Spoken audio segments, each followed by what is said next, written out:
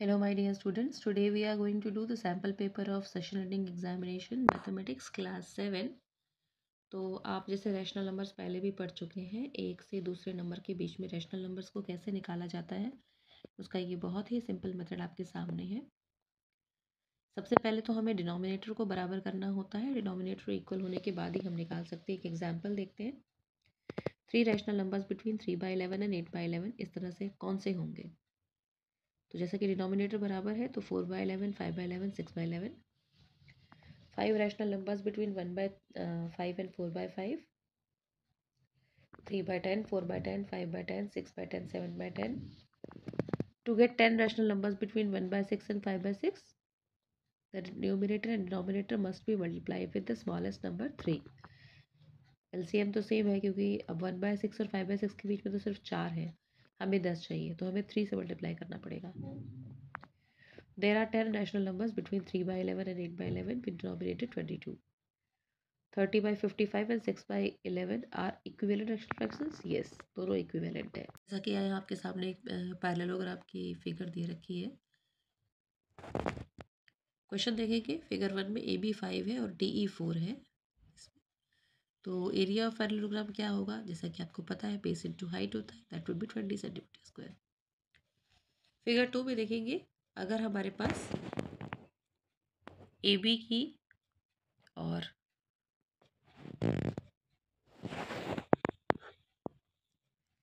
AB और AD की जो लेंथ है वो दे रखी है 6 और 4। तो पेरीमीटर क्या होगा, तो पेरीमीटर का फॉर्मूला होता है बेटा P is equal to 2 into A+B। तो इससे आप निकाल लेंगे 20 सेंटीमीटर। फिगर 2 में एरिया ऑफ पैरेललोग्राम आपको दिया है, AD आपको दिया है, तो लेंथ BF कितना होगा देख लेते हैं एक बार। BF क्या है, BF आपका एल्टीट्यूड है, तो एल्टीट्यूड निकालने का सेम वही तरीका है। Area is equal to B into H, तो आपका हाइट आ जाएगा 5 centimetre. If any parallelogram the base is 10, the height is 5, then area is 50, 10 into 5। In figure 1, area of parallelogram 70, DE 5, then AB is 14। क्या ऐसा है, आप देख लेंगे 14 इंटू 5 70 होता है, यानी कि ट्रू है। नेक्स्ट क्वेश्चन है आपका, what is the value of 5 की पावर 3 इंटू 5 की पावर 4, दैट इज 5 की power 7। What is the value of 4 square and 5 cube, that is 4 की power 5। What is the value of 27 into 81, that is 3 की power 7। इसको जब आप solve करेंगे तो आप देखेंगे कि यहाँ एक बच्चे ने सॉल्व भी कर रखा है, ये गलत है। आपको इसको पूरा सॉल्व करना है। पूरा सॉल्व करके, जैसे इन्होंने सॉल्व करके बताया वैसे आपको पूरा सॉल्व करके निकालना है। इसकी पावर 8 है, 8 है यानी कि आंसर जो है वो प्लस में आएगा। ये भी आंसर देखिए 6 है इसकी पावर, तो ये माइनस में दे रखा है, ये भी गलत है। अगर ये +64 होता तो ये करेक्ट होता। आगे बढ़ते हैं। ये 4 फिगर्स है आपके सामने। आपको बताना है कि कितनी फिगर्स में लाइन ऑफ सिमेट्री है, 3 में है। और line of symmetry Agra fort में है। आगरा फोर्ट ये 4th वाला है, इसमें कोई लाइन ऑफ सिमेट्री नहीं है। How many line of symmetry regular heptagon में कितनी होती है, तो हेप्टागन में 7 होती है क्योंकि 7 साइड्स है। पैरेललोग्राम में कोई लाइन ऑफ सिमेट्री नहीं होती, ट्रू है ये। इसके बाद ये ब्रेड का आपका टॉप व्यू है, आपका साइड व्यू है, स्लाइस दे रखा है। अब इसी से रिलेटेड आपके क्वेश्चन है। The cross section of the bread is, cross section कैसा है, स्क्वायर है। View of solid bread in figure 1, figure 1 देखिए सॉलिड ब्रेड का व्यू कैसा है, आप देख के बता देंगे यहाँ से। सॉलिड ब्रेड का रेक्टेंगुलर है। साइड व्यू कैसा है, स्क्वायर है। लोफ ऑफ ब्रेड को कैसे काटा गया है, वर्टिकली काटा गया है। The front view of the solid bread is square. Front view आप देखिए इधर, सॉलिड व्यू क्या फ्रंट आपका स्क्वायर है, नहीं, फ्रंट व्यू आपका रेक्टेंगल है, तो ये रॉन्ग हो गया। For a non zero integer A which of the following is not defined. Not defined का मतलब आप समझ लेंगे, नॉट डिफाइंड का मतलब है उसका कोई आंसर निकलेगा ही नहीं। तो 0 को आप ए से डिवाइड कर सकते हैं, लेकिन ए को या किसी भी नंबर को 0 से डिवाइड नहीं कर सकते क्योंकि वो नॉट डिफाइंड होगा। 0 खुद ही कुछ नहीं है, वो क्या किसी को डिवाइड करेगा। 43 इंटू 99 प्लस 43, तो इसका आंसर 4300 आएगा। आप इसको सॉल्व कर लेंगे। कौन सी फिगर दिखा रही है, 3 इंटू 2/3, 4th फिगर दिखा रही है। 4/30 की वैल्यू कितनी है, 24 है। Average of 2 middle rational numbers is 71/126। अगर आपसे ना निकले तो आप कमेंट करेंगे, मैं आपको ज़रूर आंसर इसका शेयर कर दूंगी। The value of -4/3 and -1/3 and -1, क्योंकि डिनोमिनेटर तो सेम है। The radius of the wheel is 50, number of revolutions. तो पहले आप ध्यान देंगे ये 550 मीटर्स है, तो मीटर्स को पहले सेंटीमीटर में चेंज करेंगे, फिर जो पेरीमीटर आएगा एक सर्कल का उससे इसको डिवाइड कर देंगे, you will get 175। If you have any doubt और you want the solution of any question you can ask. Circumference of a circle is always more than 3 times. More than 3 times कैसे हो जाएगा, क्योंकि 2 πr होता है, तो 2 और r को अगर आप मिला देंगे तो d बन जाएगा, पाई डी, पाई की वैल्यू होती है 3.14, तो मोर देन 3 टाइम्स हो गया। सॉल्व x 19x प्लस 2, इसको सॉल्व करेंगे तो आपका x की वैल्यू 2 आएगी।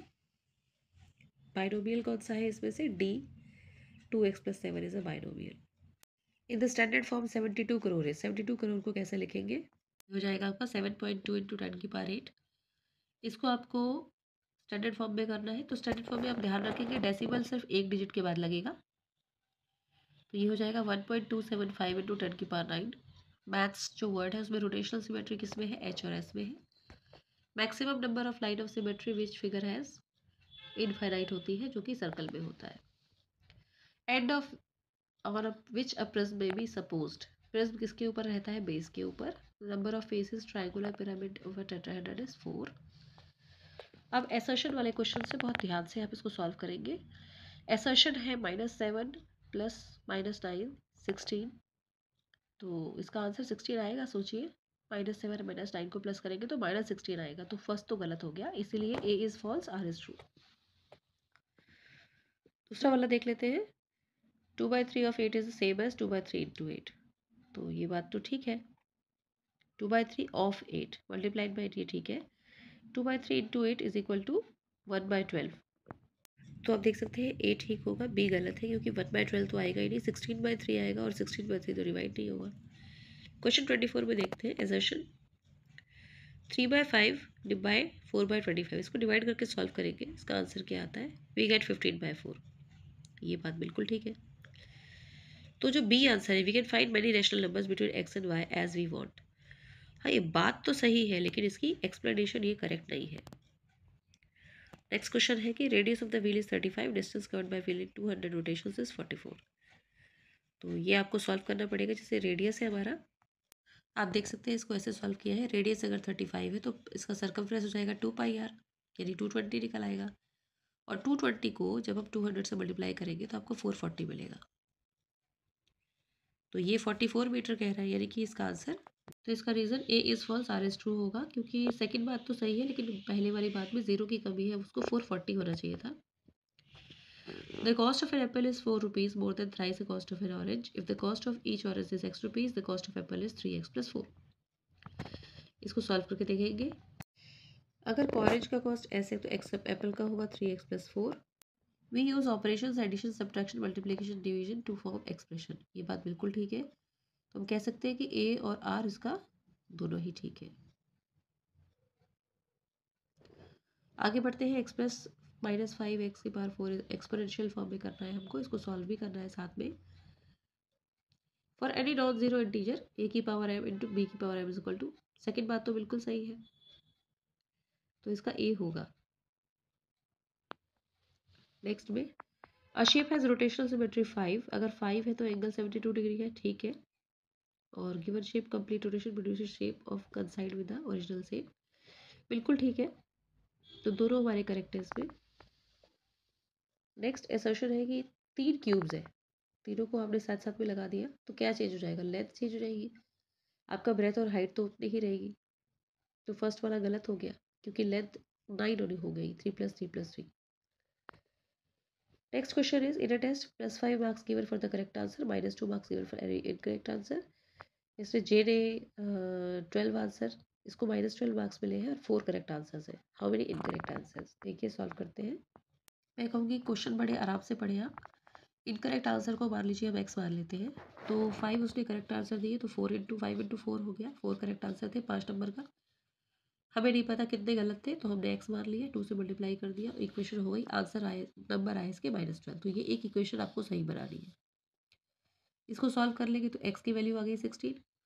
अगर एक्स की वैल्यू 16 है तो ये तो इनकरेक्ट आंसर हो गए ना, लेकिन 4 तो उसने करेक्ट भी दिए थे, तो 4 + 16 टोटल क्वेश्चन हो गए 20, तो इनकरेक्ट हो गए 16 - 4 यानी कि 12। सेम ऐसा ही दूसरा क्वेश्चन है। In a class test +3 marks are given for every correct answer, -2 marks for given incorrect answers, and 2 marks for the attempting any question. Radhika scored 20 marks. If she has got 12 correct answer, how many questions has she attempted incorrectly? तो ये question बड़े आराम से करना है हमें, जैसे अभी बताया आपको। पहले लिख लिया कि मान लेते हैं कि इनकरेक्ट x है, तो 3 नंबर उसे मिले सही के लिए, तो उसने 12 सही किए, 3 12 36 हो गया। और हमें नहीं पता कितने गलत हो, तो हमने x मान लिया, इक्वेशन बना लिया, उसको सॉल्व कर लिया, x की वैल्यू आ गई 8। यानी अगर इनकरेक्ट 8 है तो करेक्ट उसके कितने हुए थे? 8 + 12, क्योंकि 12 करेक्ट हुए थे। टोटल क्वेश्चंस आपके 20 हो गए, तो इनकरेक्ट कितने हो गए? 12 - 4। 4 क्वेश्चन उसके गलत हो गए। 8 - 4 that is 4। In a freezer, the temperature falls by 5 degree every 4 minutes. In how many minutes will the water kept at 30 degree freeze into ice? Simple question है ये। टेम्परेचर आपका 30 से कहाँ जाएगा? 0, तभी तो फ्रीज होगा। तो कितने स्टेप्स जाएगा, यानी किसके टेबल में आएगा? 30/5 × 4। सो आप जब इसको सॉल्व करेंगे, 5 6 30, 6 4 24, 24 मिनट्स में। Multiply and express as a mixed fraction. इसे सॉल्व करना है। 5 × 6 3 की पावर 4, 6 4 24 + 3 27/4 हो जाएगा। इसको सॉल्व करेंगे तो आपका आएगा 33 3/4। Reshma uses 3/4 of a cloth to stitch a shirt. How many shirts she can make with 2 1/4 cloth? तो इतना टोटल कपड़ा है आपका, तो उसको डिवाइड कर देंगे टोटल वो एक कपड़े से। ये एक शर्ट के लिए हमें 3/4 मीटर चाहिए था, टोटल हमारे पास 2 1/4 है। आप इसको सॉल्व कर लेंगे। 2 1/4 को आपको 3/4 से डिवाइड करना है, मल्टीप्लाई में चेंज कर देंगे तो ये कट के आ जाएगा 3 शर्ट्स, तो 3 शर्ट्स बनेगी टोटल। कैसे इसको सिंप्लीफाई करना है? पहले इस फ्रैक्शन को नॉर्मल फ्रैक्शन में चेंज कर लेंगे, इम्प्रॉपर में। उसके बाद इसको डिवाइड को मल्टीप्लाई में चेंज कर देंगे, कट कर देंगे। ये 12 से कटेगा यहाँ पर, ये 6 12 9 12, ये 3 से कटेगा। और आंसर 21/2 भी लिख सकते हैं, आगे भी सॉल्व कर सकते हैं। रैशनल नंबर निकालना है हमें 4/5 और 5/6 के बीच में, तो पहले एलसीएम ले लेंगे। 5 6 30, तो 30 बना देंगे डिनोमिनेटर को। हमने 4 से मल्टीप्लाई किया, लेकिन हमारा आंसर आया 24/30 और 25/30। तो अब क्या करेंगे, इसको एक बार और 4 से मल्टीप्लाई कर देंगे, क्योंकि 24/30 और 25/30 के बीच में तो नंबर ही नहीं है। तो हमारे पास आ जाएगा 96/120, 100/120, और आपके ये रहे 3 रैशनल नंबर्स। अगला क्वेश्चन देखिए, सिंप्लीफाई करना है आपको, सॉल्व करना है इसे। तो इसके लिए आप सबसे पहले क्या करेंगे, इन तीनों को एक साथ सॉल्व कर लेंगे, इसको छोड़ देंगे। तो इन तीनों को पहले सॉल्व किया है, देखिए। +3 लास्ट में करेंगे, 3 के नीचे 1 डिनोमिनेटर मार लेंगे, फिर सॉल्व कर देंगे, यू विल गेट -5/2। बहुत सिंपल क्वेश्चन है, लेकिन चारों एक साथ करेंगे तो आप परेशान हो सकते हैं, इसलिए 3 को ही एक साथ करें। ये फिल इन द ब्लैंक्स बिल्कुल सिंपल है। 6 6 7 6 42, ये 49 गलत लिखा है। 9 7 63, 7 7 49। इस तरह से मल्टीप्लिकेशन टेबल है और कुछ नहीं। 39 क्वेश्चन देखते हैं। Find the area of circle, give the diameter is 49। अगर डायमीटर 49 है तो रेडियस कितना हुआ? 49/2। में क्या होता है कि डायमीटर जो है वो ऑड नंबर होता है, तो आप उसे घबराए नहीं, उसके नीचे 2 लिख के उसे यूज़ कर ले। जैसे मैंने लिख लिया यहाँ पे 49/2, तो ये कटिंग करने में ईजी हो जाएगा। 7 7 49, 2 11 22, आपका आ गया 11 × 7 × 49/2। फिर यहाँ आप मल्टीप्लाई कर लेंगे, you will get 1886 decimal 5 metre square. Question 40 है, सर्कुलर पॉन्ड है, 2 मीटर वाइड, उसके चारों तरफ रास्ता है। ऐसे क्वेश्चंस का डायग्राम आप ज़रूर बना लें। एरिया ऑफ द पाथ आपको निकालना है। अगर आप ऐसा कोई भी क्वेश्चन बिना डायग्राम के करते हैं तो आपकी गलती होने के बहुत चांसेस है। तो गलती होने के चांस ना रहे, इसके लिए आप डायग्राम ज़रूर बनाएं। जैसा आप देख सकते हैं, एक सर्कुलर है, ये पाथ है 2 मीटर का।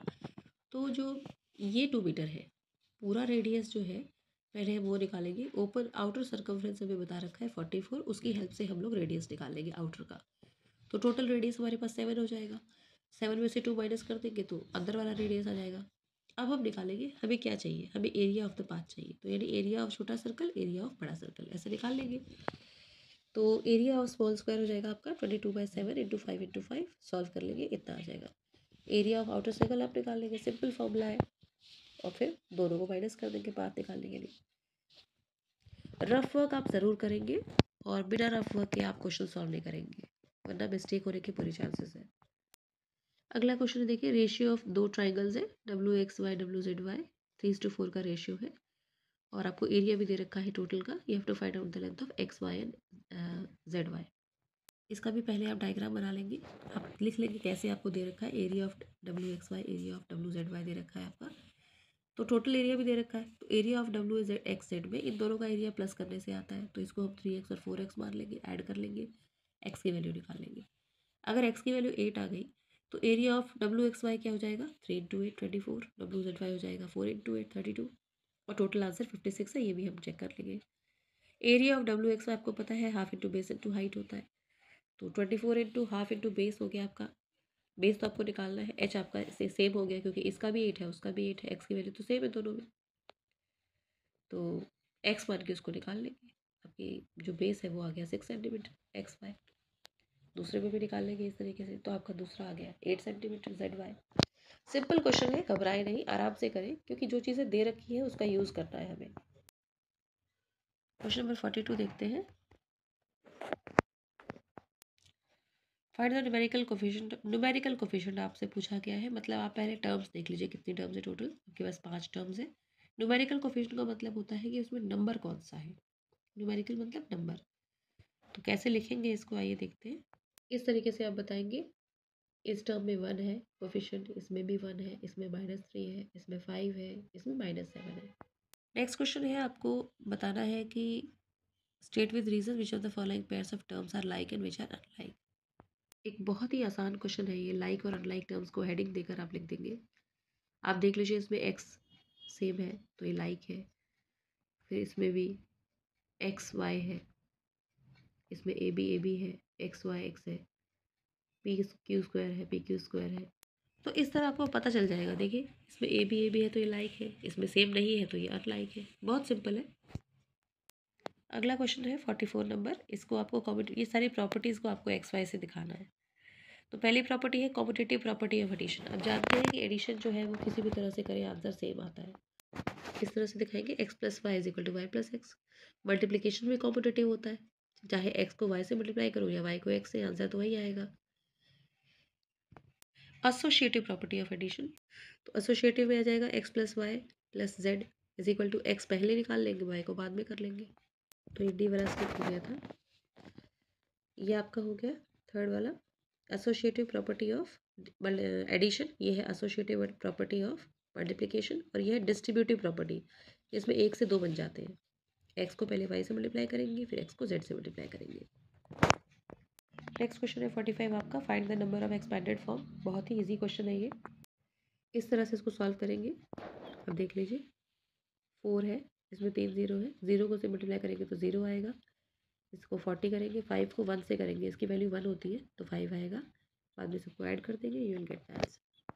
सिंप्लीफाई करना है। नेक्स्ट 4/7 है, -2/3 है, इसको सॉल्व करना है। इस तरीके से आप सॉल्व कर सकते हैं इसको, हमने डिवाइड में लिखा है इसको, बाद में इनको छोटा कर दिया, इनकी पावर्स बना दी हमने, ओपन कर दिया, 4 को 2 बना दिया, देखिए कट कर दिया, तो हमारा आंसर ये आ गया। Light travels at a speed of this much, find the distance covers in a week.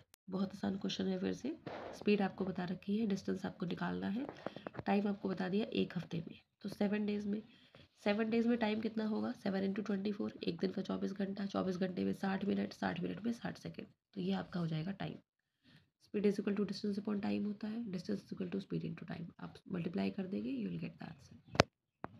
Figure has 2 और more line of symmetry, should it have rotational symmetry. क्या होगा, बिल्कुल होगा, तो वो फिगर कौन सी है, आइए देखते हैं। वो फिगर है आपकी रेक्टेंगल, अगर उसमें लाइन ऑफ सिमेट्री 2 है तो रोटेशनल सिमेट्री 180 डिग्री की है, देख सकते हैं आप। स्क्वायर है, उसमें 4 है तो रोटेशनल सिमेट्री 4 है उसमें। आपकी टेक्स्ट बुक का क्वेश्चन है ये, complete the following table, equilateral triangle, number of line of symmetry कितनी होगी, 3 होगी।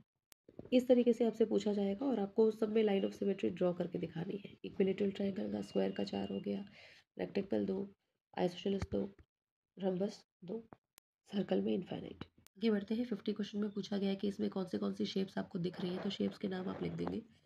Cylinder, circle, semi circle, parallelogram, cone, cylinder, hexagon आपको दिख रहा है इसमें पेंसिल में। Can a polyhedron have 10 faces, 12 edges, 15 vertices? बिल्कुल नहीं, क्योंकि हमारा जो एक रूलर्स फॉर्मूला है उसमें आप देखेंगे कि f + v - e की वैल्यू 2 होती है, तो आप ये सारी वैल्यू पुट कर दिए, आंसर कितना आ रहा है, 5 आ रहा है, विच इज़ नॉट पॉसिबल। 2 होता तो ये पॉसिबल होता। लास्ट क्वेश्चन है आपका, the dimensions of a cuboid are 5 3 2, sketch 3 different isometric sketches. तो आइसोमेट्रिक स्केचेस का मतलब होता है वो जो डॉट डॉट वाला आपको पेपर दिया जाएगा उसके ऊपर आपको ड्रॉ करना है, और 3 अलग अलग बोला है, मतलब क्यूब तो एक ही है, उसके व्यूज़ अलग अलग ड्रॉ करने हैं आपको। इसके लिए मैं आपको लास्ट में शो कर दूंगी कैसा बनेगा। एक आपका फ्रंट व्यू बन जाएगा, एक साइड व्यू बन जाएगा, एक टॉप व्यू बन जाएगा। So I hope you have studied this paper well. Keep studying. Thank you. And if you want any solution, please comment.